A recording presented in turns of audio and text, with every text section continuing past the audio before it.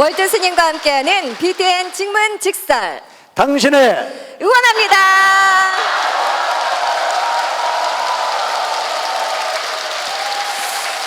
네, 고뇌하는 모든 분들을 위한 찾아가는 직문직설 월드 스님과 함께하는 BTN 직문직설 당신을 응원합니다. 안녕하십니까? 저는 아나운서 오기윤입니다. 반갑습니다.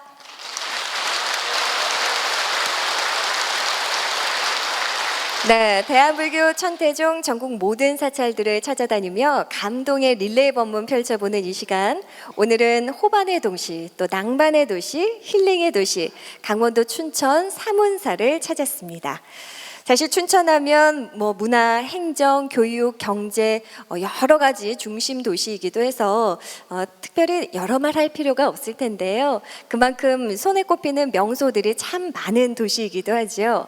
그런데 그 안에서도 이곳 사문사 역시 우리 춘천 시민들에게 사랑받는 명소로 꼽히고 있다고 하는데요. 그런 우리 신도님들과 함께할 수 있어서 더없이 영광으로 생각합니다. 자, 본격적인 시작에 앞서 소개해드릴 분이 있죠. 언제나 우리에게 지혜와 또 깨달음을 선물해 주시는 월도 스님, 여러분 큰 박수로 맞이해 주시기 바랍니다. 스님 안녕하십니까?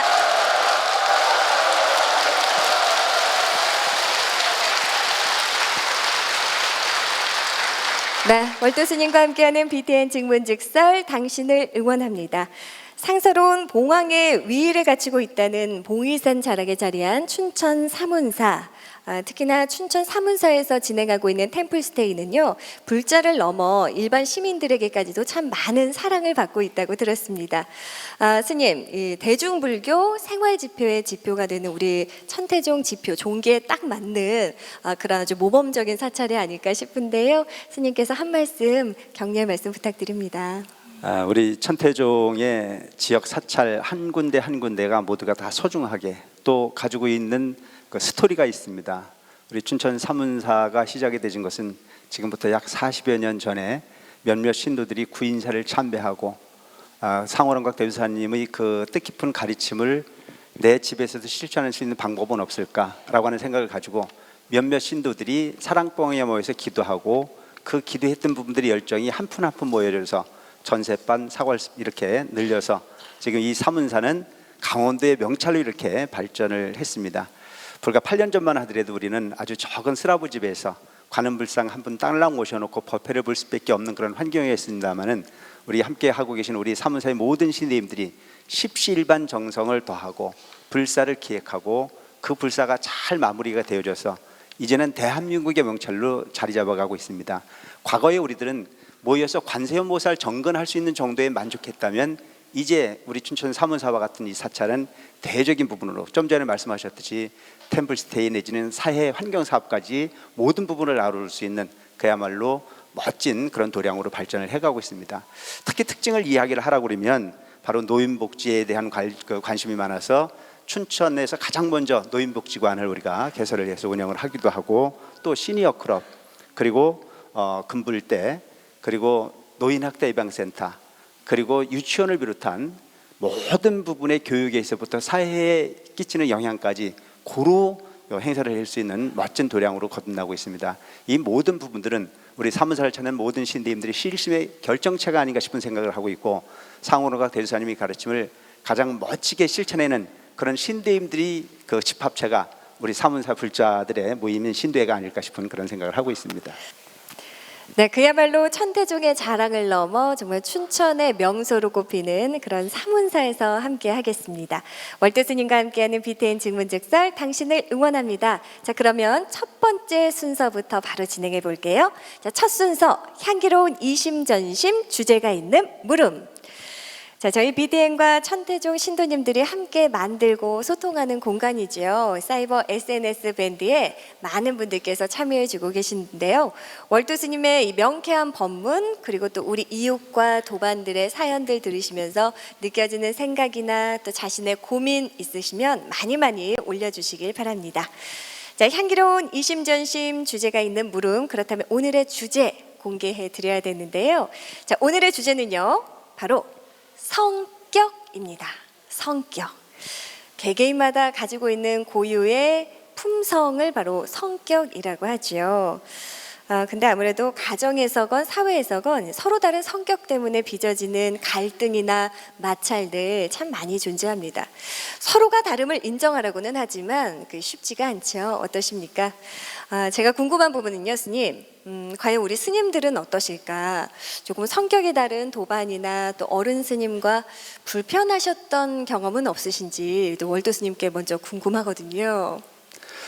많은 사람들이 생각할 때 출가한 스님들은 부처님 가르침을 중심으로 부처님 되기 위해서 출가를 했기 때문에 전혀 다투지 않고 정말 잘 살 것 같다라고 하는 그런 생각을 하는 분들이 많은데요. 들어와 보면요, 여기도 똑같아요. 어쨌든 스님들의 삶도 여러 가지 부분의 사고와 성격을 가지신 분들이 함께 모여 삽니다. 그러다 보니까 부처님 당시에도 성격 차이로 인해서 다툼이 일어나는 경우가 무척 많았습니다. 요즘 밖에서 흔히 보면 부부들이 상담을 하러 오는 경우에 다수는 성격 차이에 의해서 뭔가 같이 못 살겠다고 이야기하는 경우가 너무 많습니다. 이 세상의 모든 삶이 그렇게 딱 맞아떨어지는 세상이라면 구태여 부처님께서는 우리가 사는 세계를 고해중생의 삶이라고 표현하지 않으셨을 겁니다. 만약에 다투지 않고 모두가 성격이 잘 맞아서 화합으로만 일관해서 그 삶을 영위한다면 우리가 사는 세계를 사바세계라고 이야기하지 않고 아마 극락정토라고 이야기했을 것 같습니다. 그런데도 불구하고 부처님께서는 우리가 사는 이 사바세계를 고해중생이라고 이야기했던 부분 중에 하나는 세상의 모든 부분이 내 입에 맞는 떡은 없다는 거죠. 그래서 부처님께서 이 세상을 이야기할 때 중생의 삶과 소위 그 깨달은 어떤 부처의 세계의 차이를 뭐라고 말씀하셨냐면은 중생의 삶은 모든 게 다 마음에 안 드는 겁니다. 모든 게 다 마음에 안 드는 세계가 중생의 세계고, 정토의 세계라는 자체는 내 마음에 드는 부분이 세계인데, 내 마음에 드는 세계는 누군가가 만들어줘서 있는 것이 아니고 내 마음을 바꿔가는 세계에 존재하고 있다고 하는 가르침이 부처님 가르침의 핵심은 아닐까 싶은 생각을 합니다. 부처님 당시에도 수많은 제자들이 있었고 그 수많은 제자들은 시기와 질투가 난무했었어요. 틈만 나면 싸웠죠. 그럼 너무 많이 싸우다 보니까 부처님께서는 이 중생들에게 갈등이 없는 삶을 위해서 목표를 정하는 것이 어떻게 보면 대중생활이다라고 말씀하셨습니다. 그래서 오늘날 흔히 보면 도라고 하는 부분은 혼자 닦는 것처럼 생각하지만 사실은 더불어 함께 닦는 것이 도일 수도 있습니다. 그래서 저 강가의 조약돌이 혼자 둥그러지지 않습니다. 서로 몸을 부딪혀야만 둥그러질 수 있듯이, 파도라고 하는 에너지에 의지해서 몸을 부딪혔을 때 둥그러질 수 있듯이, 우리가 1250이 비구의 기본 단위를 이루고 수백 명, 수천 명 스님들이 모여 사는 이유 중에 하나는 바로 바닷가에 조약돌이 서로 몸을 부딪혀 자기 스스로를 갈고 닦듯이 그 마음이라고 하는 부분이 결정체를 닦고 부딪히는 부분이 바로 승단의 모습은 아닐까 싶은 생각을 합니다. 그래서 안한존자라고 하는 분이 부처님께서 한번 여쭈었죠. 부처님, 이 세상의 모든 대중들이, 우리가 모여 사는 이 대중들이 서로 다투지 않고 화합한다면 그것이 도의 반은 이런 게 아니겠습니까? 라고 여쭌 적이 있어요. 그때 부처님께서 뭐라고 말씀하셨냐면 그것은 도의 반이 아니고 도의 달을 완성한 거다, 이렇게 말씀하셨습니다. 그러니까 오늘날 우리가 가정에서 살 때도 서로 참고 견디고 맞추려고 애를 써야 되는 건데, 상대가 맞추기를 원하지 내가 맞추기를 원하지는 않지 않습니까? 그래서 구인사 같은 경우에 출가한 스님들이 수백 명이 모여 살다 보니까 부처님 진리가 싫어서 그만두고 가는 사람이 있는 것이 아니고 어떤 사람이 미워서 가는 사람도 무척 많아요. 근데 이제 행주스님이나 나는 잘 참아갖고 지금까지 살고 있는 거죠. 그런데 우리가 흔히 보면 지금 똑같은 승복을 잡고 거의 같은 시기에 들어와서 같은 어떤 그런 공부를 하고 같은 수행을 이렇게 하고 있는데도 불구하고 지금 행주스님하고 저하고도 겉모습만 봐도 성격이 같아요, 달라요? 다르잖아요. 저기는 엄청 착해요. 근데 저는 엄청 급하거든요. 그러니까 이런 모든 모습들을 그 상대와 내가 다르다라고 하는 부분을 비판하기보다는 상대의 좋은 점을 자꾸 받아들이려고 애쓰다 보면 내가 부드러워지는 부분이고, 그 날카로운 면을 자꾸 갈아내는 부분 자체가 수행이라고 우리는 이해해야 될 거라고 생각을 합니다. 특히 우리 사문사 같은 경우에 보면 구구각각 딴 모든 신도들이 모두 모여서 한 목표를 통해서 신행을 하고 있습니다. 부처님 진리를 추구하고 있습니다. 어떤 사람은 느린 사람도 있고 어떤 사람은 빠른 사람도 있어요. 그러다 보니까 빠른 사람은 느린 사람을 비판하게 돼 있고 느린 사람은 빠른 사람을 비판하게 돼 있습니다. 근데 중간에 있는 부처님은 뭐라고 그러냐면 네 말도 맞고 네 말도 맞다 그러시거든요. 이것이 바로 중도입니다. 그래서 모든 부분들을 잘 섞어 살 수 있는 부분의 삶의 방법을 얻는 것 자체가 출가의 본질이요 수양제의 본질이요 불제된 도리가 아니겠나 싶은 생각을 합니다. 아무쪼록 열심히 여러분들이 마음을 상대방에게 맞추려고 애쓰는 하심의 마음을 통해서 멋진 그 불자로서의 도리를 다해갈 수 있는 그런 신대님들이 되어지길 바랍니다.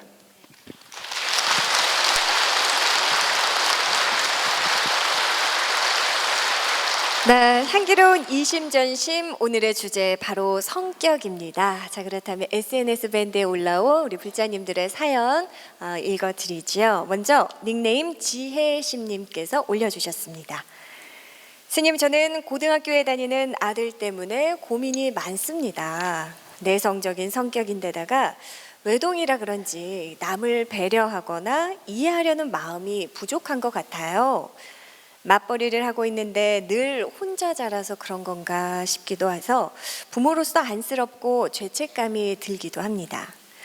혹시나 학교에서 따돌림을 당하는 건 아닌지, 또 하나 걱정은 앞으로 군대에 가게 될 텐데 과연 단체 생활에 잘 적응할 수 있을지도 걱정이 됩니다. 스님, 내성적이고 자기중심적인 아들의 성격을 어떻게 고칠 방법은 없을까요? 라고 사연을 주셨습니다. 아마 이 부분은 이 분만의 고민이 아니고 요즘 모든 부모들이 공통적으로 느끼는 부분은 아닐까 싶은 생각을 합니다. 우리가 과거에 못 먹고 못 살 때 다 자녀를 가지고 자식을 양육했을 때는 유치원의 교육이 특별히 필요가 없었습니다. 왜냐하면 이미 나와진 상태에서 그들을 통해서 양보할 줄 알고 화합할 줄 알고 그리고 타협할 줄 알았거든요. 근데 요즘은 하나 내지는 둘밖에 낳지 않습니다. 그러다 보니까 다 왕자고 다 공주입니다. 유치원을 가서도 배워야 되는 부분은 한글 교육이나 숫자 교육을 배우는 부분에 우선해야 될 것이 아니고 어떻게 타협할 것인가. 영원히 부모 이스라엘에서 살 수 없는 것이 인생이거든. 그 세상을 어떻게 조율하고 어떻게 타협할 건가를 가르치는 부분이 유치원 교육의 기본이 되어야 된다고 저는 생각합니다. 근데 많은 부모님들은 이 인성이라고 하는 부분을 중심으로 아이를 유치원을 보내려고 생각하는 것이 아니고 이기적 사고의 동물로 키우기 위해서 그렇게 방치하는 경우들이 너무 많고, 그래서 오직 내 아이가 다른 아이들보다는 좀 우월해지기를 바라는 그런 경우들을 너무 많이 봅니다. 교육이라고 하는 부분은요, 가르침인 겁니다. 우리 과거에 우리 어머니들이 그 자녀에게 뭘 가르칩니까? 모든 중생은 누구에게인가 받았을 때 기쁨을 느낍니다. 그런데 교육을 통해서 주는 기쁨을 가르쳐야 되는 부분입니다. 그래서 우리 과거의 할머니나 우리 어머니들이 자식에게 뭘 귀한 걸 줘놓고 한 입만 달라고 그래야 안 그래야? 한 입만 달라고 그러면 그 한 입을 아이가 줬을 때 그 아이를 큰 마음으로 리액션을 해서 칭찬을 합니까 안 합니까? 그럼 그 아이는 줬을 때 상대방이 저렇게 기뻐하는 거구나, 저렇게 기뻐하는 모습을 보고 또 다른 기쁨을 만들어내는 부분이 전 교육이라고 생각합니다. 근데 요즘에 하나 내지는 둘을 낳다 보니까 이런 부분의 생각이 거의 없어져 버려요. 그리고 소위 말하는 맞벌이 부부라고 하는 부분들은 보면 그 아이들에게 물질적 부분의 욕구를 충족시켜 주는 것만이 부모가 해야 될 도리를 다한 것처럼 생각하는 경우가 너무 많거든요. 그래서 이건 교육이 잘못된 부분이라고 생각합니다.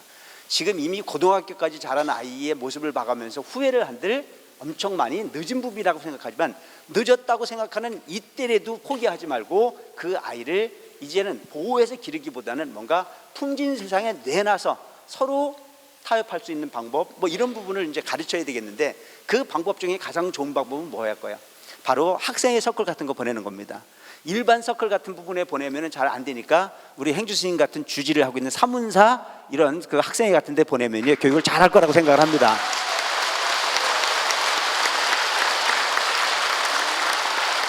그래서 많은 부모님들이 귀하디 귀한 내 자식 하나만을 바라다보고 지원하는 부모가 되지 말고 그 학생의 활동을 위해서 뒤로 지원해 줄 수 있는 부분을 통해서 내 아이 하나만을 통해서는 제대로 된 교육이 될 수가 없습니다. 어우름이라고 하는 자체를 통해서 교육이 될 수밖에 없는 부분이거든요. 그래서 여러분들도 많은 내 자식만 귀하다고 생각할 것이 아니고 이 세상에 존재하는 모든 청소년들이 내 자식이라는 생각을 가지고 고로 그들이 양육되어지고 그들이 교육될 수 있는 그런 환경의 지원 같은 것도 많이 필요하지 않을까 하는 그런 생각을 합니다. 여러분, 자식은 귀할수록 엄하게 기르라고 하는 이야기가 있습니다. 이 얘기 아세요? 옛날에 어떤 사람이 아주 귀하디 귀한 아들 하나 얻었어요. 너무 가난했죠. 과거에 부자로 살았던 사람이 몇 쯤이나 있겠습니까? 지금은 떼거리 걱정 안 하는 사람이 뭐 소위 다수이고 떼거리 걱정하는 사람이 적은 인원이라고 이야기하는 사회구조 속에 살고 있지만, 과거에 우리들은 인사말이라고 하는 부분을 어떻게 했냐면은 진지 드셨습니까? 라고 하는 게 인사였습니까? 기억나십니까? 우리는 과거에 그렇게 살았어요. 얼마나 굶고 사는 것을 밥 먹듯 그렇게 굶고 살았으면 진지 드셨냐라고 하는 부분이 인사였겠습니까? 그 가난했던 시대에 어떤 귀한 아들을 둔 부부가 있었습니다. 두 부부는 너무나 귀한 아들이었기 때문에 꽁고버리 밥으로서 삶을 일관하면서도 아이를 위해서는 종발에다가 쌀을 일어 앉히고 보리밥 위에 쌀을 얹어가지고 밥을 했습니다. 항상 아이는 그 쌀밥을 아이에게 주고 두 부부는 보리밥으로서 일관을 했죠. 그러다가 어느 날 밥을 맛있게 먹다가 아들이 유심히 아버지 밥을 쳐다보더니 아버지 밥에 쌀이 하나 들어가 있던 걸 봤습니다. 그 쌀밥을 쳐다본 아들이 뭐라고 이야기를 했냐면 아버지 밥에 내 밥 들어갔다 그러더랍니다.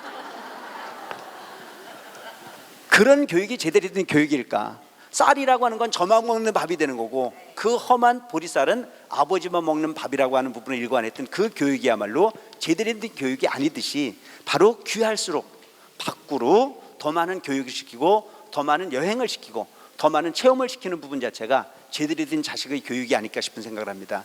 전 지금도 늦지 않았다고 생각을 합니다. 많은 그 청소년들을 이렇게 아우를 수 있는 그런 그 행사가 여러 군데 있습니다. 그럴 때마다 체험 교육 같은 것들은 자주 가시고, 또 아이들과 눈높이를 맞춰서 교육들은 자주 하시고, 또한 아버지와 어머니가 함께 어우러져서 아무리 시간이 없어도 여행도 함께 하시고 견학도 함께 하셔서 이 세상을 살아가는 부분이 눈높이를 좀 어느 정도 맞춰줄 수 있는 부분의 교육이 된다면 지금도 늦지 않았다고 생각을 합니다. 그래서 친구들과 어우러져서 함께 사는 부분이 삶, 거기에는 뭐가 있습니까? 이기적인 부분은 통하지 않습니다.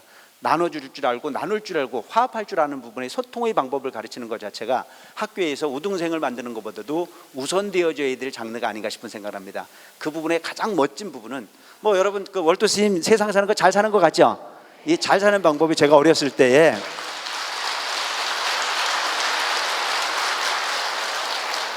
구인사 가가지고 봉사활동 많이 했거든요. 방학 때만 되면 구인사 가서 국퍼 날르고 밥퍼 날르고, 그럴 때 스님들이 한 번씩 칭찬해주고, 그 스님들이 칭찬이 너무 좋아가지고 지금 이렇게 스님으로 잘 살고 있지 않습니까?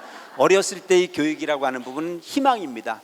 비난하기보다는 그가 될 수 있다라고 하는 희망을 이야기하고, 그 희망에 대한 칭찬을 했을 때 그 아이는 그것이 인격이 될 수 있고 그것이 인생의 목표일 수 있습니다. 무쪼록 지금도 소위 물질적인 부분으로서 그냥 그렇게 배려할 것이 아니고 아이에게 관심을 기울일 수 있는 부분에 행위를 일컬어내셔서 더욱더 멋진 청년으로 거듭날 수 있기를 바랍니다. 기도 많이 해주시고요. 항상 찬사를 보낼 수 있는, 그리고 항상 부모가 너에게 관심이 있다라고 하는 사실을 일러줄 수 있는 부분의 행위를 통해서 멋진 아이가 아이로 성장되어지기를 바랍니다.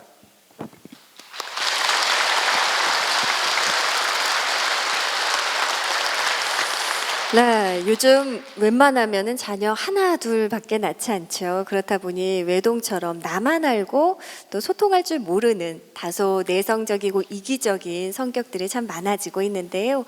스님 말씀처럼 부모의 도리가 아이가 원하는 걸 해주는 것이 다가 아니라는 점, 보다 넓게 소통할 수 있는 방법을 가르쳐 주는 것도 좋은 성격을 위해서 꼭 필요한 부분이라는 점 모두 명심하셨으면 좋겠습니다. 자, 향기로운 이심전심 주제가 있는 물음, 오늘의 주제 성격입니다. SNS 밴드에 올라온 여러분의 사연 함께하고 있는데요. 우리 사문사 신예숙님께서 소감 말씀을 또 올려주셨네요. 감사합니다, 월도스님. 너무 반갑습니다. 증문즉석 가족 여러분, 춘천 사문사에 놀러 오셔서 법회도 보시고 행복한 시간 나눠주셨으면 좋겠습니다 라고 하셨고요. 반야지혜님께서는요, 월도스님의 증문즉설 처음 듣습니다. 저는 천태종 신도는 아니지만 멋진 법문에 감사드립니다 라고 또 올려주셨습니다. 김현진님께서 질문 주셨네요. 스님, 저는 결혼 6년 차에 접어드는데요. 이해할 수 없는 시어머니의 성격 때문에 아유, 정말 이혼을 해야 하나 이런 생각까지 듭니다. 짧게 연애를 하고 결혼을 했지만 남편과는 말도 잘 통하고 잘 맞는 편인데요. 시어머니와는 정말 마음이 통하질 않습니다. 저희 시어머니는 감정의 그래프가 정말 요동치는 그런 분입니다. 제가 잘못한 일이 있어도 본인이 기분 좋으면 쉽게 넘어가는데 처음에는 본인 기분이 좀 나쁘면 갑자기 화를 내시거나 트집을 잡으시곤 합니다. 처음엔 네 하고 무조건 참고 넘어갔는데 작년부터 조금 말대꾸를 해봤더니 저를 손이 형님과 비교하면서 이제는 차별까지 하시네요. 이런 시어머니는 어떻게 대해야 합니까, 스님? 오늘 며느리이면서 또 시어머니이신 많은 신도님들이 함께해 주고 계십니다. 우리가 흔히 보면 효자를 만드는 것도 부모가 만드는 거고요, 불효자를 만드는 것도 부모가 만드는 겁니다. 근데 이 시어머니 같은 경우는 세상이 변하는 걸 모르는 것 같아요. 그래서 요즘은 시어머니가 며느리에게 아부하는 세상입니다. 그런데도 불구하고 이렇게 당당한 걸 보면 아마 아들을 엄청 잘난 것 같아요. 그래서 너무 당당한 내 아들만큼 훌륭한 자식이 어딨나라고 하는 부분에 이렇게 빠져 계시는 부분 같은데, 어쨌든 이 며느리 같은 부분은 그래도 행복한 것 같아요. 왜냐하면요, 시어머니하고 아들하고 한 편이었으면 어떡할 뻔했어요. 그래도 아들은 내 편이니까, 남편은 내 편이니까 그래도 나은 거 아닙니까? 근데 이런 모습을 보면 이분은 그래도 참 착하신 분인 것 같아요. 요즘 현대인들이 살아가는 모습을 보면 내가 좋은 것만 보고 가려고 하지 내가 싫은 것은 보지 않으려고 하는 그런 경향들이 무척 많은 게 현실이기도 하지 않습니까? 근데 이 보살님 같은 부분은 시어머니 잘못되어진 그런 모습을 어떻게 하면 그래도 극복해낼까라고 하는 부분이 인내심이 질문 중에 묻어나는 것 같은 생각이 들어서 참 착하신 분이다라고 하는 생각이 듭니다. 근데 무조건 참기보다는 타협이 필요한 것 같아요. 그리고 남편하고도 그 방법론에 대한 부분을 자꾸 같이 연구를 할 필요가 있겠죠. 그래서 과거에 우리 시어머니들은 보면 습관이 그렇게 들은 겁니다. 습관이라는 게 무서운 거잖아요. 그래서 우리가 흔히 보면 나는 나중에 내가 이렇게 시집살이를 당하기 때문에 나중엔 절대 나는 시집살이를 안 시킬 거야 라고 생각하는 시어머니들 얼마나 많습니까? 여러분들도 그렇죠? 나는 정말 좋은 시어머니가 될 거야. 그래서 뭐라고 그래요? 나는 내 아들이 결혼을 하면은 내 며느리를 딸처럼 이뻐할 거야 그러거든요. 근데 다 거짓말이에요. 딸처럼 이뻐한다라고 하는 게 거짓. 그냥 며느리이지만 정말 난 잘해주는 시어머니가 될 거야 이렇게 생각을 해야 되는 거지, 딸 같은 며느리는 없어요. 그냥 며느리는 며느리일 뿐입니다. 그런데 이왕 시어머니를 하려면 어떤 시어머니가 되느냐? 멋진 시어머니가 되거든요. 그 멋진 시어머니는 어떤 거냐? 본인이 현역이 아니라는 사실을 인지해야 돼요. 근데 대개 보면 시어머니도 지금도 지가 현역인 줄 알거든요. 그러니까 지금도 본인이 현역이라고 착각하는 그 시어머니들은 며느리와 갈등을 일으킬 수밖에 없습니다. 그래서 내가 볼 때 이 며느리 같은 부분은 시어머니를 위해서 기도해 주는 그 며느리가 됐으면 좋겠습니다. 우리 어머니가 얼마나 과거에 시할머니를 통해서 시집살이를 했으면 나한테 저러실까? 저건 하루아침에 이루어진 게 아닐 거야. 그 인생을 어떻게 봐야 돼요? 측은하게 봐야 돼요. 참 불쌍하구나 어머니. 그렇지만 당신은 참 멋지십니다. 왜? 내 남편 같은 멋진 남편을 만들어줬으니까. 고마워요 안 고마워요?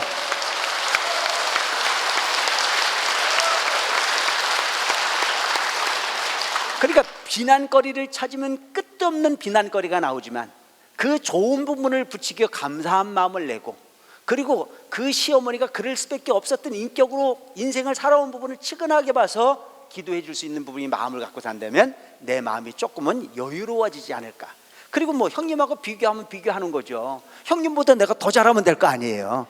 더 잘하려고 자꾸 애를 쓰다 보면 시어머니의 마음은 분명히 바뀌어져 갈까라는 생각을 합니다. 그리고 꼭 시어머니 성격을 바꾸려고 하는 게 잘못된 거예요. 그냥 시어머니는 시어머니니까 그렇지라고 봐주고 가는 며느리가 되시기 바랍니다. 아시겠죠? 시어머니니까 그렇지. 그래서 우리가 인생을 살다 보면은 이만해도 다행이라고 생각하는 사람은 살만해요. 근데 이것이 항상 부족하다는 생각을 가지면 세상이 절망일 수밖에 없습니다. 그래도 다행인 것이 내 남편은 저런 심술궂은 시어머니가 있는데도 불구하고 내 남편만큼은 나를 알아주니 얼마나 다행일까. 이런 마음을 갖고 산다면 조금 나아질 수 있고, 그러면서 그 시어머니 인생에 대한 부분의 여정을 다 분석해 가면서 측은하게 여겨서 시어머니를 위해서 뭘 하냐? 사모님사 와서 등 하나 켜주라 이거예요. 그냥 모든 가족 등 한꺼번에 이름을 붙이려고 하지 말고, 그런 시어머니가 계시거든. 잔생에 지은 복이 얼마나 없으시면 어머님은 끝까지 며느리 하나도 이뻐하지 못하는 적은 마음을 갖고 사실까? 어머니 이번 생은 그렇게 사시더라도 다음 생은 넉넉한 마음을 가지셔서 자녀도 사랑하고 부모에게 효도받는 그런 멋진 인생의 주인공이 되기 위해서는 공덕이 필요합니다. 어머니 스스로가 등칠 줄 모르거든. 어머니가 우리를 위해서 지금까지 가족을 위한 등을 켜줬다면 나는 어머니를 위한 등을 하나 켜드리겠습니다. 그래서 사문사 오셔가지고 이 등 하나 키면 거기에 어머니 이름 하나 달아놓고, 그리고 올 때마다 부처님 전에 축원드리는 겁니다. 복 있는 어머니 되게 해주세요. 지혜로운 시어머니 되게 해주세요. 그리고 어느 날 시간 될 때 어머니 손잡고 와서 어머니 제가 어머니 복 받으라고 이 등 켰거든요. 그러면 이건 뇌물이 아니야. 이건 뇌물이 아니고 정말 멋진 부분의 그 지혜로운 며느리가 될 수 있는 부분이거든요. 그리고 내가 시어머니한테 부탁드리는데요, 난 누군지는 몰라요. 그렇지만 시어머니 자리라고 하는 부분은 그냥 굴림에서 되는 자리가 아니고 며느리에게 나눠주는 자리입니다. 그래서 한꺼번에 뭘 주려고 그러지 마세요. 이 시어머니도요, 내가 볼 때는 내가 내 자식을 어떻게 길렀는데라고 하는 마음이 너무 큰 거예요. 그래서 내가 옛날 얘기 하나 해드리면, 어떤 시어머니가 자녀를 길렀는데 그 자녀가 너무너무 잘 컸어요. 아버지가 중학교 때 돌아가셨어요. 홀어머니가 7남매를 길렀다는 거예요. 7남매를 길렀는데 다행히도 그 7남매 중에 아주 공부를 잘하는 아들이 하나 있었어요.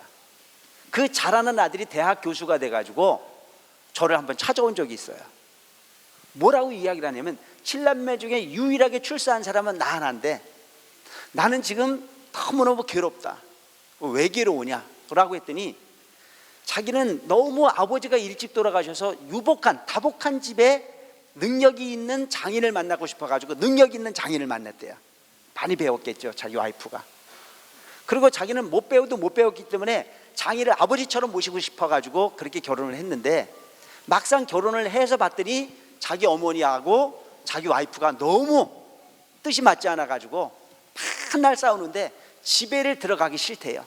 그러면서 저한테 온 게 뭐냐면, 스님 나 잠깐 쉬었다 갈 수 있는 방 좀 하나 빌려줄 수 있나 하고 왔어요.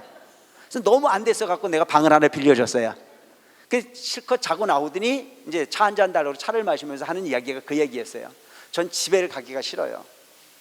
그래서 제가 그때 생각한 게요, 대학 교수보다는 아무것도 없는 내가 낫다, 그런 생각을 다 했어요. 대학 교수까지 되신 분이 집에 들어가는 게 두렵다는 겁니다. 왜? 자기 어머니와 자기 부인이 너무 뜻이 맞지 않아가지고 계속 싸우니까. 그래 어떻게 했으면 좋겠냐 그래요. 그래서 제가 뭐라고 그랬냐면은, 두 분을 한번 데리고 와라, 상담이 필요하다 그랬어요. 여러분 상담이 필요하면은 행주심 찾아오시기 바랍니다. 이게 필요한 부분이에요. 그래서 상담이 필요하다고 그랬더니 그분이 하는 얘기가 어떻게 하면 되느냐예요. 그래서 둘을 한꺼번에 데려올까요? 따로따로 데려올까요? 그러길래 내가 따로따로 데려오라고 그랬어. 근데 한 번은 이제 자기 그 어머니를 모시고 왔는데, 그 어머니에게 제가 한 얘기가 있어요. 집에서 지금 며느리 살림살이 하는데 관여할 시간이 없습니다. 아들이 지금 큰 시험이 있기 때문에 아들이 그 귀한 시험을 합격하려면 어머니 기도가 필요합니다. 그랬더니 어떻게 하면 되냐고. 그래서 절에 와서 기도하라 그랬더니 매일 절에 나오게 만들어 놨어요. 왜? 이 세상의 모든 어머니는요, 자식 잘 되는 일이라면 합니까 안 합니까? 하게 돼 있어요. 그러니까 절에 나와서 기도하게 만들어 놓고, 그 다음에 이제 며느리 불렀죠. 무슨 일이냐라고 불렀더니요, 자기 어머니하고 이게 너무나 갭이 많아가지고 뜻이 안 맞는다 이게. 어머니하고 생활 습관이 너무 다르다 이거예요. 그래서 본인은 어머니를 그냥 안 모실 수는 없으니까 옆집 정도의 방 하나 얻어가지고 모시고 싶고, 자기들은 자기들끼리 살고 싶대요. 그러길래 내가, 그러면은 그 부분이 당신 남편이 이해할 수 있는 부분이 거의 영역이겠냐. 아마 당신은 끊임없이 당신 마음은 편할지 모르지만 남편으로부터 사랑은 포기할 수밖에 없는 삶이 될 거다. 그 귀한 아들을, 그 귀한 어머니를 그렇게 소위 분리시켜 놓고 마음 편하진 않을 거기 때문에 되도록이면 참고 살고 남편에게 마음까지 다 받을 수 있는 사랑을 전제로 살아야 그게 행복한 거지, 겉만 편해서 사는 삶은 인생이 아니다, 이렇게 설명을 했어요. 나중에 시어머니 얘기를 들어보니까 시어머니도 답이 충분히 있습니다. 시어머니는 뭐라고 생각하냐면은 우리 며느리가 시집을 잘 왔다고 생각을 하는 겁니다. 왜? 7남매 중에 공부를 잘하는 아들이었으니까. 어머니 속도 안 섞이고 공부를 잘해서 대학 교수까지 됐으니까. 그러니까 항상 자기 며느리에겐 본인이 당당한 겁니다. 왜? 내 아들은 명품인데 네가 명품이 내 아들로 통해서 시집을 왔고 그 명품은 내가 만들었으니까. 이런 생각을 해서 기득권을 주장하게 돼 있고, 며느리는 그런 아들은 널렸는데 내가 잘못 찍어가지고 너하고 결혼해서 이와 같은 고통을 받느냐라고 하는 부분이 생각을 하다 보니까 서로 부딪혀서 갈등을 해소할 수 없는 분위기가 있다라고 하는 사실을 알았습니다. 제가 그런 얘기를 해줬어요. 시어머니를 내보내고 껍데기를 안고 살래? 시어머니 모시고 잘 살면서 내가 하심하는 마음으로 잘해서 남편의 마음을 얻고 살래? 그랬더니 후자를 선택하겠다고 해서 지금 잘 살고 있거든요. 어쨌든 간에 상대와 상대를 서로 포용하고 이해하려고 하는 분위기를 통해서 세상을 살아야 되는 거지, 내가 익숙해진 문화를 통해서만 사는 것은 너무 이기적이고 그것은 제대로 된 불자의 도리가 아니다 싶은 생각을 합니다. 무쪼록 내 마음에 들지 않거든 그때마다 뭘 부르냐면 관세음보살 열심히 부르셔서 하심하는 마음을 일으키시고 그 하심의 중심에 부처님 진리를 그득 담고 보살의 행을 실천할 수 있는 멋진 불자들이 되었으면 좋겠다는 생각을 합니다.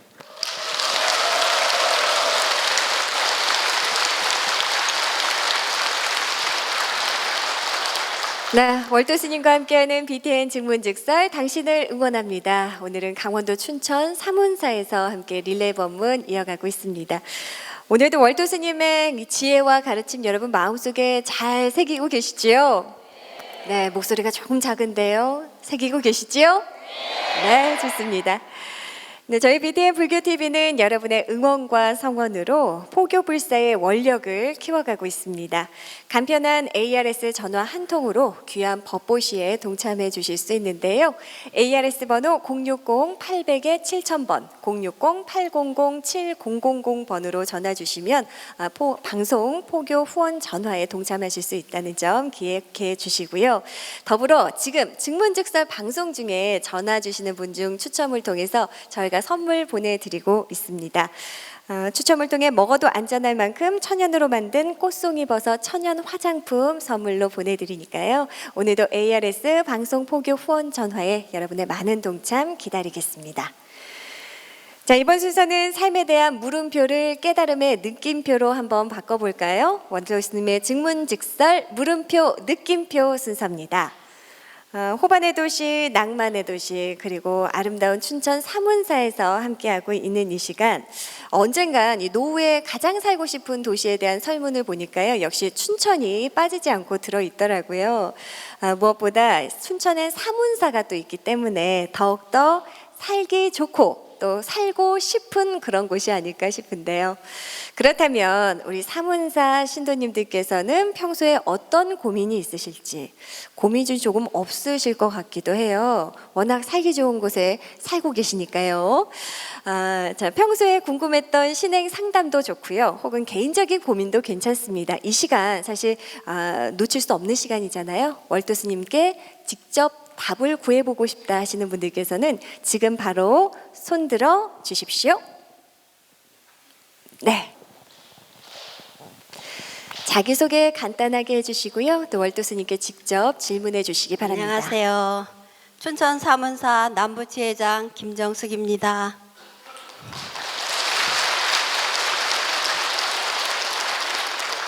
월도 스님이 춘천 사문사에 오신 것을 환영합니다. 여러분 박수로 크게 환영해 주세요.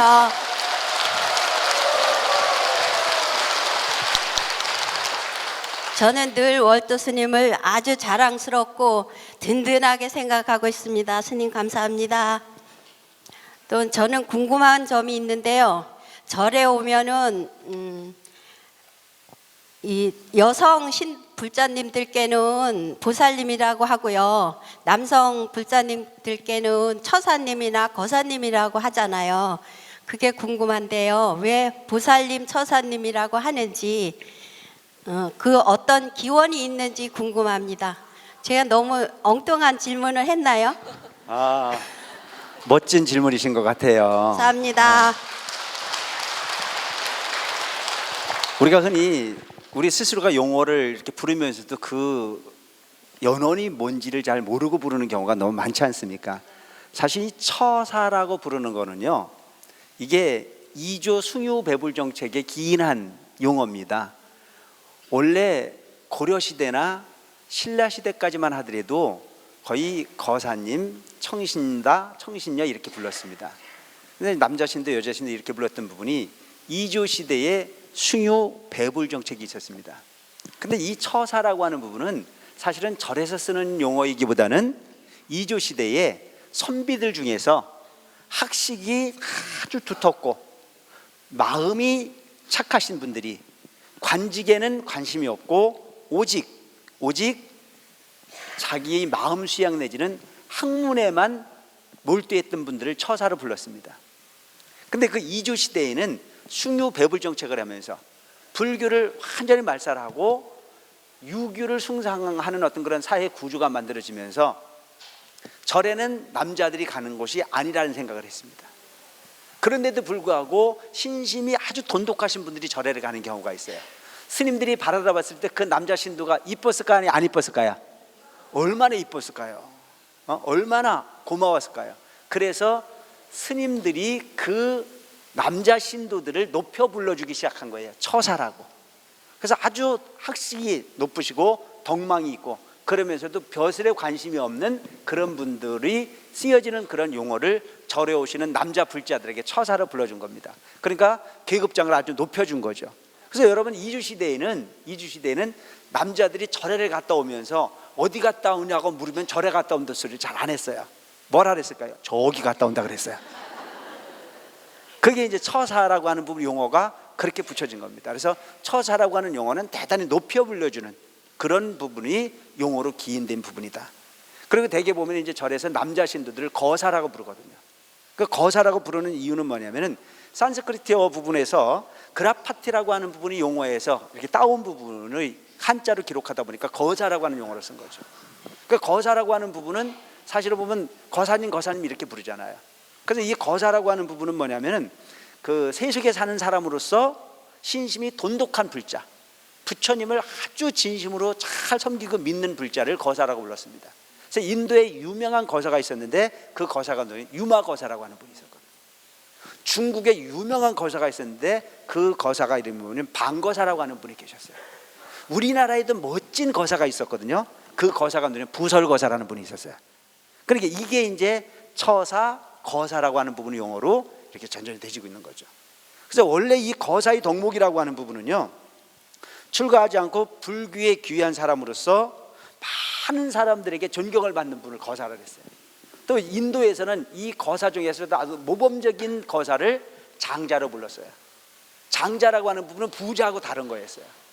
물질적으로 풍요롭고 그리고 누군가에게 그 물질을 정말 멋지게 보시하고 부처님의 질기를 잘 따라서 말씀을 경청하는 이런 사람들을 우리가 장자라고 불렀거든요. 근데 여러분들이 이제 이렇게 남자를 부르는 부분은 처사, 거사, 그리고 장자 이렇게도 부를 수 있는데 우리가 일반적으로 쓰는 부분들은 우리 종단에서는 거사라고 하는 부분보다는 처사라고 하는 말이 쓰고 있는데 거사로 부르든 처사로 부르든 그것은 다 의미가 아주 높여진 남자 불자로서 아주 높여진 부분의 신도라고 볼 수 있습니다. 그래서 인도에서는 원래 우바세, 우반이 이렇게 불렀어요. 남자 신도를 우바세라고 불렀고 여자 신도를 우반이라고 불렀죠. 그런데 이제 비구, 비구니, 우바세, 우반이 이것을 일컬어서 사부대중이라고 이야기를 했습니다. 이제 우리 보살님들이 보면 보살이라고 하는 부분이 엄청 중요한 자리예요. 원래는 보살이라고 하는 용어를 쓰지 않았어요. 청신녀, 우반이 이렇게 썼던 게 맞죠. 그런데 보살이라고 하는 부분의 용어는 사실은 엄청난 마이가리를 해준 거예요. 이게 어디서부터 시작이 되냐면 이조 마렵의 소위 보살계에서부터 시작이 되는 겁니다. 보살계를 여러분들이 주잖아요. 보살계를 준다는 얘기는 보살이 되라는 얘기거든요. 근데 그 보살계를 받는 사람들이 남자 신도보다는 여자 불자들이 많았거든요. 그래서 많은 사람들이 보살계를 받다 보니까 그 보살 여자 신도들에게 보살이라고 하는 칭호를 줬는데 이 보살이라는 자체는 보살들을 닦으라는 얘기입니다. 이미 나이가리를 달아준 거예요. 계급장을 이미 보살로. 그러니까 여러분들 관세음 보살님, 지장 보살님, 대세지 보살님 높아야 안 높아야? 부처님의 분신 같으신 분들인데도 그들의 용어를 여러분들에게 붙여줬으니까 여러분들이 그 신심 잘 다양한 여자 불자님들에게 또 다른 신심을 불러일으키라고 미리 불러주는 분이 보살이라는 생각을 여러분들이 하시고, 나는 보살답게 살려고 노력하는 그런 불자들이 되시기 바랍니다. 아시겠죠?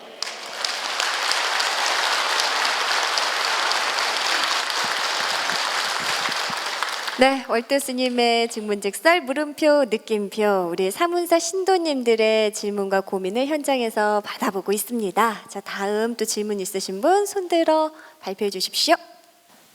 스님 안녕하십니까? 예, 신도의 여배정을 맡고 있는 박래진입니다. 저희 사무소를 방문해 주셔서 너무 진심으로 감사드리고요. 제가 요즘에 스님께서 증문즉설을 해주시는 거에 대해서 시청을 하면서 조금씩 불법에 대한 깊이를 알아가고 있습니다. 스님께서 부처님의 가피라는 것은 타 종교에서 말하는 신의 은총이라고 말하는데, 저희 종단과 다르게 어떻게 그거를 구별해 주시는지, 모든 일은 다 자신의 신구의 삼업과 인연 따라 되어진다라고 얘기를 하는데, 제 이해하기가 조금 어렵게 다가오는 것 같습니다. 어떻게 생각해야 되는지 좋은 말씀 부탁드리겠습니다. 네. 네, 스님 역시 좋은 질문이지 않나 싶은데요. 우리 부처님의 가피의 의미에 대해서 다시 한번 명쾌하게 설명해 주시면 어떨까요? 우리가 흔히 보면 이제 기독교회를 가면은 하나님의 은총을 입었다 이렇게 얘기를 합니다. 근데 불교에서는 본인이 원하는 소원을 이뤘을 때 기분이 좋아요, 안 좋아요? 날아갈 듯이 좋잖아요. 그래서 우리가 부처님 전에 엎드려 절하면서 부처님, 부처님, 부처님, 내가 원하는 소원을 탁 들어주면 죽을 때까지 부처님 잘 믿겠다고 그래야 안 그래요? 그래서 그렇게 해서 소원이 딱 이루어지면 그거를 뭐라고 이야기를 하냐면은 부처님의 가피를 입었다라고 얘기를 합니다. 즉 가피라고 하는 얘기는 뭐냐면 부처님의 옷을 입었다는 이야기죠. 그런데 오늘날 우리가 흔히 보면 그 기독교에서는 은총을 내리는 부분에 있어 가지고는 그냥 하나님에게 내가 그냥 모든 부분을 다 받들어서 숭상하면 하나님이 나한테 은총을 준다고 이야기를 하는데, 불교의 가피라고 하는 부분은 반드시 조건이 붙습니다. 뭔 가피가 있냐면 공덕이라는 걸 지어야 가피가 있다 이렇게 얘기를 하거든요. 부처님은 공덕이라고 하는 부분을 이야기할 때 나한테 잘하는 걸 공덕이라고 얘기하지 않았어요. 부처님은 이 사바세계에 오신 것이 일체 중생을 통해서 당신이 공양을 받으러 오신 분이 아닙니다. 부처님이 가입이라는 자체는 이 세상의 모든 중생에게 내가 가지고 있는 모든 부분을 나눠서 그에게 이익을 주는 모든 부분이 다 공덕이 된다고 얘기를 했습니다. 그 공덕을 지면 가피가 있다고 말씀을 하신 거죠. 그래서 이 부분이 좀 다른 거예요. 어떤 종교는 그 어떤 신에게 잘해야만이 은총을 받을 수 있다고 이야기한다면, 불교라고 하는 부분은 부처님에게 잘하는 부분이 아니고 모든 존재에게 잘하는 것이 가피로 이어질 수 있고 그것이 공덕이라고 하는 사실을 여러분들 잊지 말아야 되는 겁니다. 아시겠죠? 그 공덕이라고 하는 부분은, 그 공덕이라고 하는 부분은 내 시어머니에게 잘하는 것도 공덕입니다. 내 아내에게 잘하는 것도 공덕이에요. 내 자식에게 잘하는 것도 공덕이에요. 내 친구에게 잘하는 것도 공덕이에요. 지나가는 사람에게 물을 떠주는 것도 공덕이에요. 길이 너무너무 험해서 도를 비켜주는 것도 공덕이에요. 그러니까 공덕이 다양한 공덕이 있습니다. 그런 공덕을 지면 가피가 온다 이렇게 말씀을 하고 있는 것이 부처님의 가르침입니다. 그래서 오늘날 모든 선공공덕, 내게 이익되는 부분이 아닌 누군가를 위해서 하는 모든 좋은 행위는 다 공덕일 수 있고, 그 공덕이 지어지면 가피는 오지게 됐는데, 그 가피는 여러 가지 가피가 있습니다. 그 첫째의 가피가 뭐냐면 현증가피입니다. 현증가피. 그래서 그 현증가피가 이루어지는 경우가 너무 많지 않습니까? 자, 옛날에 어떤 사람이 광고를 하나 냈어요. 어머니가 필요한 사람은 나를 사가세요 이렇게 냈어요. 여러분 요즘에는 자기 어머니도 모셔야 안 모셔요? 대답을 안 해. 자기 어머니도 잘 안 모시려고 그러잖아요. 근데 이 엉뚱한 어머니 한 분이 어머니를 모시고 싶거든 나를 사가세요 그랬어요. 그래서 광고를 냈어요. 어떤 사람이 있다 보니까 어머니가 일찍 돌아가셔가지고 어머니를 모시고 싶은 분이 한 분 계셨어요. 그래서 그 어머니를 사러 갔어요. 광고를 보고. 그래서 그 어머니를 그 소위 찾아갔더니 그 어머니가 날 사가라고 그랬는데 아주 꺼주한 집에 아주 단아한 어머니가 계세요. 그래서 이 광고를 보고 간 젊은 부부가 어머니 제가 당신을 사겠습니다. 얼마면 되겠습니까? 물었거든요. 그러니까 돈은 필요 없고 나를 사가는 데는 그냥 나만 모셔가면 된다 이 얘기했거든요. 그러니까 그는 아무런 조건이 없이 그냥 그런 어머니 한 분을 모시는 부분이 너무너무 소중했고 그 모시고 싶은 마음이 너무너무 지극해서 내가 당신을 모셔가겠다고 딱 모시고 가려고 그러니까 그 어머니가 하는 얘기가 내가 가지고 있는 돈이 수십억이다. 나를 사는 동안에 이 돈도 다 네 거다. 그래가지고 현진가피를 이렇게 이루는 겁니다.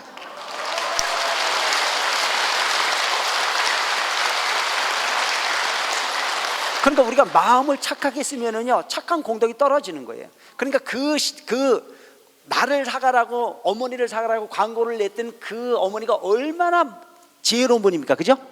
그리고 그 어머니를 사가겠다고 모시러 간 그 사람들이 얼마나 착한 사람들입니까? 그러니까 착한 이가 복을 받아야 안 받아요? 바로 마음을 내니까 바로 공덕이 오더라. 요걸 따라서 현진가피, 이게 현진가피라고 하는 거예요. 그 다음에 이제 뭐가 있느냐면 몽중가피라는 게 있어요. 몽중가피.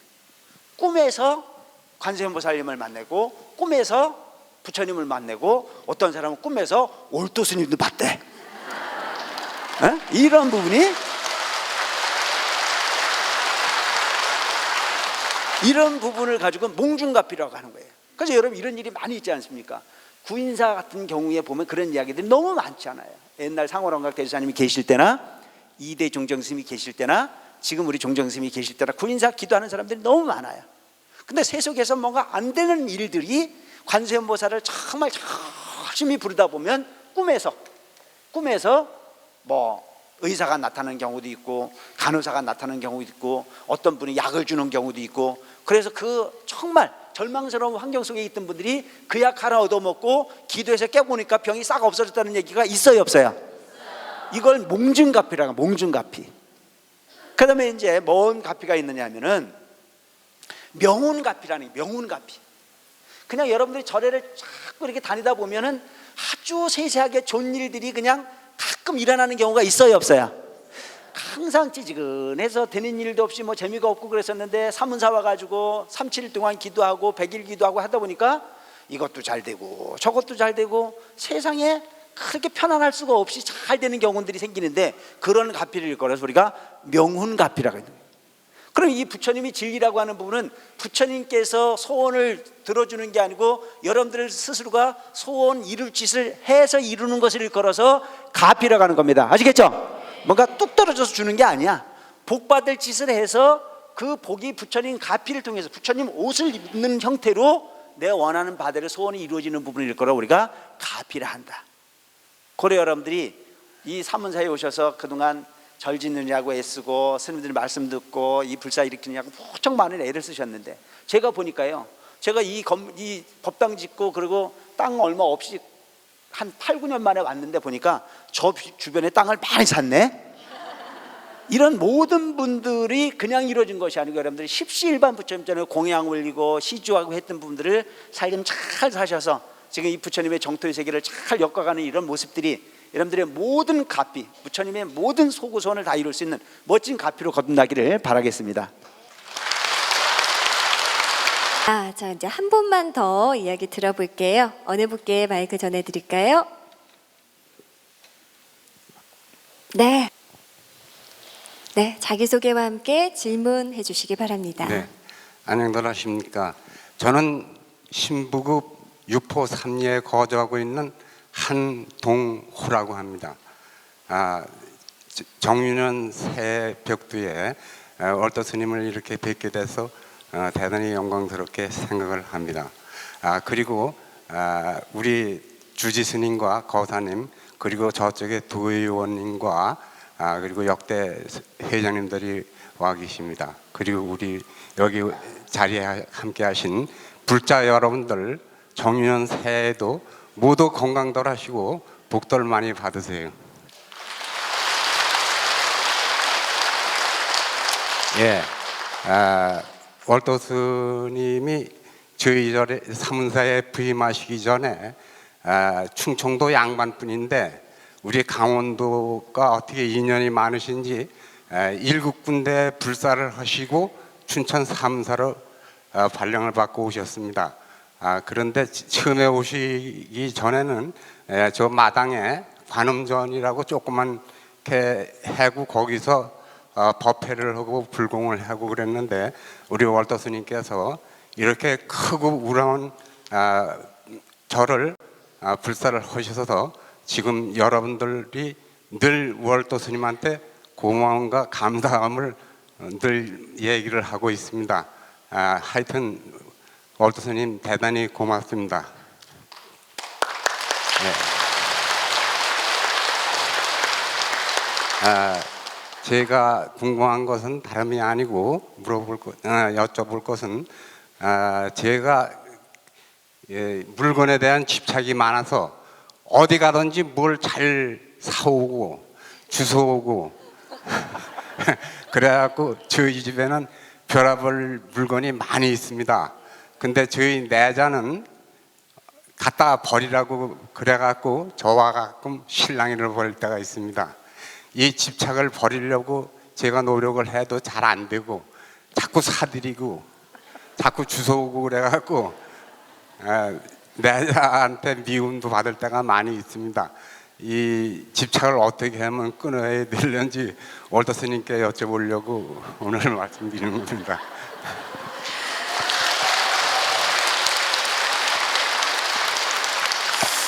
아니 뭐 사시는 것까지는 좋은데 또 그 주워 오시기까지 하니까 네 집안에서는 고민이 좀 있으실 것 같습니다, 스님. 정말 멋진 질문이지 않나요? 이미 우리 거사님은 집착이라는 걸 알고 계세요. 이 집착이라는 걸 알고 계신다라고 하는 얘기는 이미 본인이 병을 알고 있다는 얘기거든요. 자, 치료가 가능한 부분이거든요.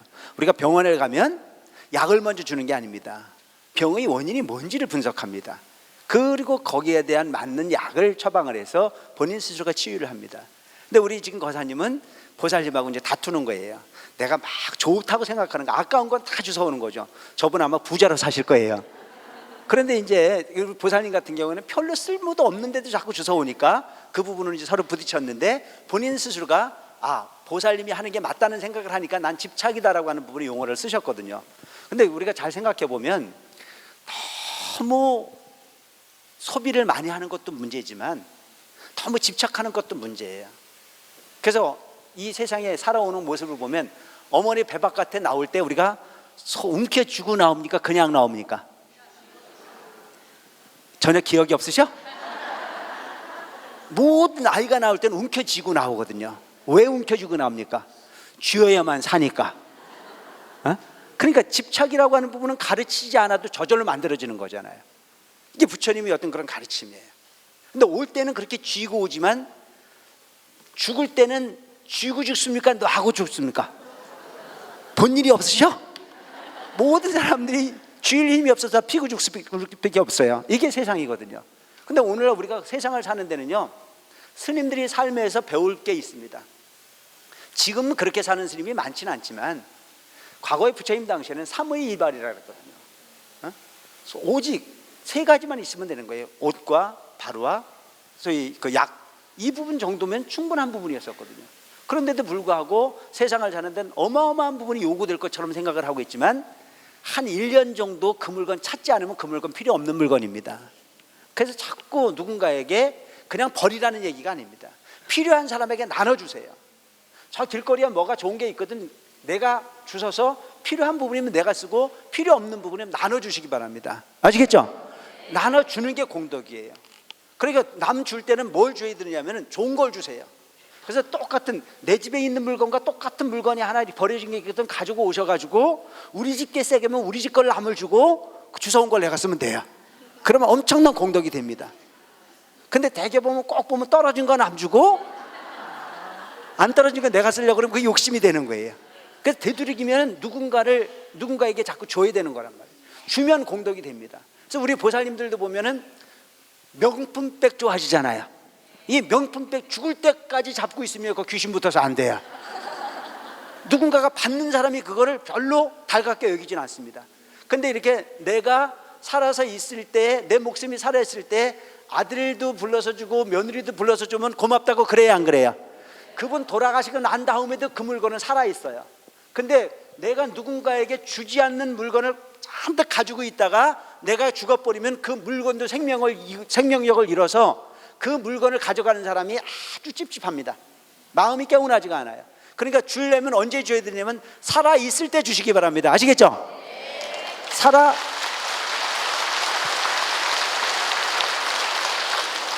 살아있을 때 주면 그게 공덕이 되는 거예요. 그래서 맹정신 갖고 주세요. 정신 살아있을 때 주세요. 근데 정신 빠졌을 때 주면 그게 공덕이 안 돼요. 무슨 얘기인지 아시겠죠? 아들에게도 그렇고 저래도 그렇고 누구에게든지 간에 내 정신 멀쩡했을 때 아깝지만 이건 너한테 보태 써라, 이거 귀중하게 써라 이렇게 남겨주면 거기에는 혼이 들어가 있습니다. 살아있는 생명력이 들어가게 돼 있어요. 근데 내가 소유했던 물건을 그냥 놓고 죽으면 누구든지 간에 그 부분을 달갑게 여기질 않습니다. 그래서 여러분, 공덕이라고 하는 부분은요, 여러분들 마음으로 짓는 겁니다. 그래서 저렇게 알뜰하게 사시는 분들 본받을 만하죠. 근데 저것이 너무 집착이 심해지다 보면 완전히 쓰레기 창고 같은 게 만들어지기 시작합니다. 그러면 그러다 보면 주변 사람들까지도 어떤 정갈함이라고 하는 부분보다는 아주 좀 너저분한 어떤 그런 부분을 통해서 환경을 파괴하는 그런 경우들 많이 있으니까 아주 정신만큼은 본받을 만한 아주 훌륭하신 분이라고 생각을 하고 있고, 이왕 저렇게 모으는 정신이 강하다면 필요한 사람에게 많이 나눠주면 그걸 일컬어 우리는 보시라고 이야기할 수 있습니다. 무척 여러분들 물건 많이 아끼시고 주변에 있는 많은 사람들에게 고루 나눠서 고루 행복할 수 있는 부분에 삶의 주인공들이 됐으면 좋겠다는 생각을 합니다.